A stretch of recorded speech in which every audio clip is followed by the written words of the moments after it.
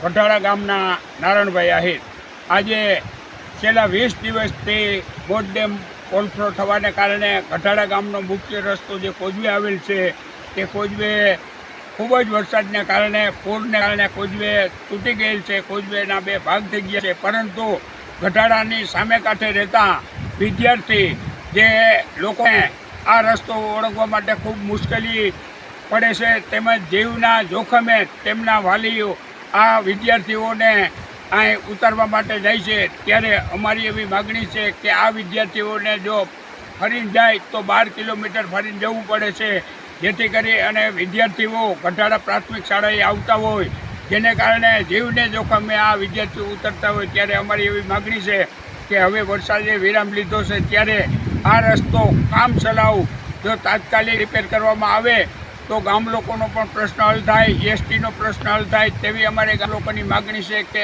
આ રસ્તો હવે તાત્કાલિક રિપેર થાય એવી અમારી ગામ લોકોની માગણી છે.